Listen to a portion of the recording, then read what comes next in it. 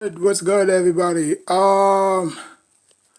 Today's video is about the NFC East. Is about the NFL, and this time I'm gonna do um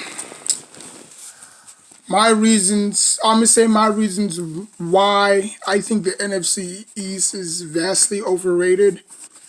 I mean, they have. I mean, most people don't want to, think about it or say it. Most people think that the NFC West is better, which I highly don't think so.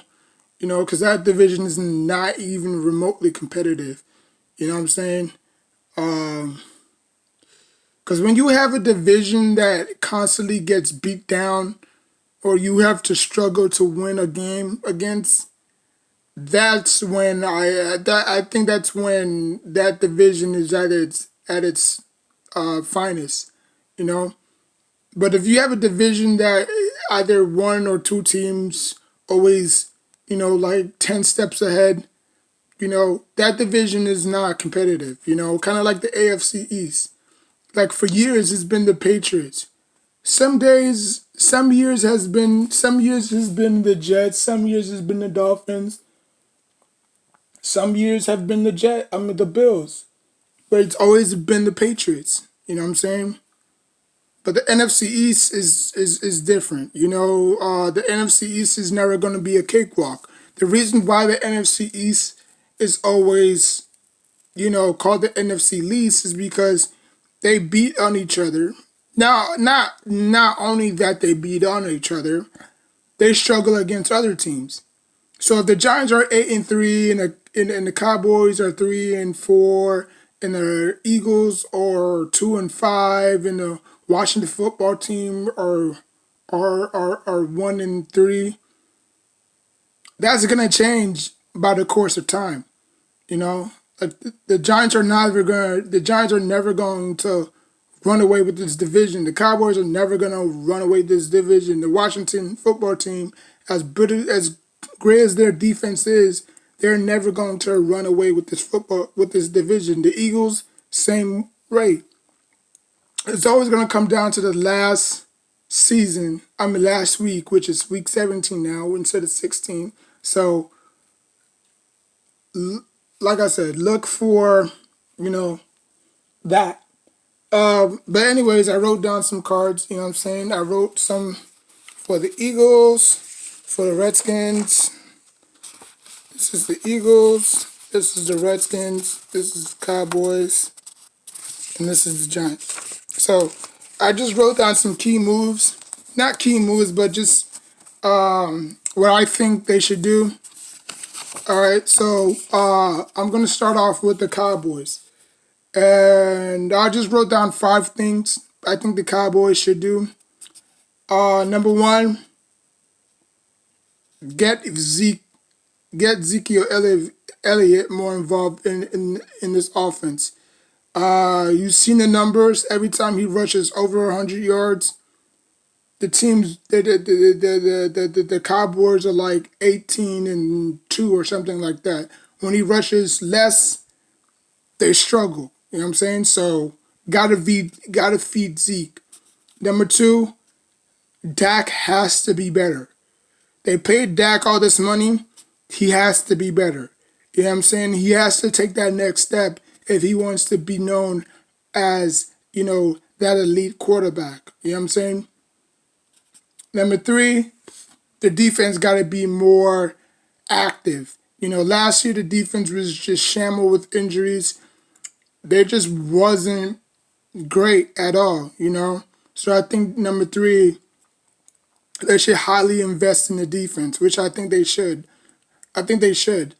Number four, coaching. It boils down to Mike McCarthy.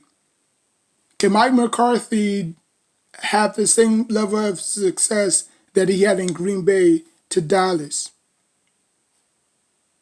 And number five, winning the NFC East. The Cowboys have to win the NFC East. If they don't win it, it's okay. You don't necessarily have to win your division to make the playoffs, but they're going to be heavy favorites. Them and the Washington football team. Okay? So those are my 5 key moves that the Cowboys need to do in order to, you know, be, relevant. Uh, the team next up is the Eagles. Now, obviously, Carson Wentz is there no more. I mean, the Eagles is just a whole bunch of mess. I just wrote down 2 things about the Eagles, to be honest with you. Number one, Jalen Hurts has to be the guy. You know what I'm saying? Just like Roman Reigns in wrestling, you know what I'm saying? Like, he has to be the big dog. He has to be the guy. You know what I'm saying? With the weapons that they got, the offense that they're going to run, they're going to have to be who they thought they are. You know what I'm saying? And number 2, like I said, I only wrote down like 2 things. Number 2, they're going to have to find a way to win a lot of these games. I haven't really looked at their schedule, you know what I'm saying? But they're going to have to win. They're going to have to find a way to win a lot of these games because a lot of people are looking at the Eagles possibly losing out, Like they're in the bottom of the baseline. Like nobody's even remotely thinking about them. It's either the Cowboys or the Washington football team. You know what I'm saying? So yeah. So those are the 2 things. And now we are here to talk about the New York Football Giants. You know what? I'm going to talk about the Washington football team. I'm going to save the Giants for last. Like I said, just like the Eagles, I just wrote down 2 things about the Washington football team. Number 1, they have got to have a quarterback. I think that's the only logical reason why they're holding themselves back. They do not have a quarterback. They don't. Like, I believe if they had a quarterback, they would have probably made the playoffs last year. Which I think they did make the playoffs last year. Even though they lost to the Buccaneers. They made it a competition. A lot of people thought that they was going to get creamed. They was not even going to score any points. They kept it close. So I think they had to have the quarterback. I think that's the one reason why they're struggling so much is because they don't have a quarterback. The last quarterback they had was Jason Campbell. That's how bad this team was for years. You know what I'm saying? And then they gone from John Beck, and then it was from Kirk Cousins, and then they had Donovan McNabb, and then they had RG3. So it was just a whole debacle of quarterbacks. And then number 2, number 2 is Ron Rivera. Ron Rivera is going to find a way, is going to have to find a way to make this team relevant again. Not that they're heavy favorites to repeat, which we haven't had a repeat in this division since the Eagles. So if they can repeat as Super Bowl as NFC East champs, that's going to be even better. You know what I'm saying? With the defense that they have, even though they let go of Ryan Kerrigan, I don't think they'll miss a beat. I think they can easily replace him. So look for that for the Washington football team. And now, the last but not least, the New York Football Giants, my team. I just wrote down 3 things about them. Number 1, Daniel Jones has to step up. We all know that.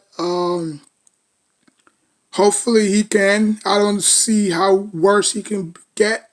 I think he'll be okay with the weapons that he has. Not that he has training camp and all these things that he didn't have the year before because he was under Eli. I think that will help him a little bit. Preseason will probably help him a tad little bit. So it's gonna be on Daniel Jones. Number two, can Saquon Barkley stay healthy for all 17 games? I don't know. That's a big if. You know what I'm saying? That's a big if. Um, that's a big if. If Saquon Barkley can sustain 17 games, um, that's gonna be a big if. And number three, the defense. The defense gave the fewest sacks last year. I think 2019. No, 2019 was 11, and they went from 11 to 7 last year. So they have to find a way to give. They have to find a way to get pressure on the quarterback because now they're playing a 3-4. Before it was a 4-3. If they was playing a 4-3, they didn't even have to worry about all that. All they got to do is just get pass rushers, and that's it. But now they're playing a 3-4. You're gonna have a lot of athletic linebackers. You know what I'm saying? Because the last time the Giants played in a 3-4, it was in the 80s and 90s when they had Carl Banks or Lawrence Taylor. They don't have those guys no more. So where's the pressure coming from? We have a lot of run stoppers. Last year we were very good against the run.